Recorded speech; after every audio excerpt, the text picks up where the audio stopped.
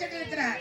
எந்த நாட்டு இளவரசியோ எப்படி இருக்கின்றாளோ, அழகா இருக்கின்றாளோ, யார் படக்கு ஏற்றவளோ, எப்பொழுதுதான் வருவார் என்றே தெரியவில்லை. உடனெல்லாம் ஆயிற்சியாக இருக்கிறது, உறக்கமும் வருகிறது. சற்று நேரம்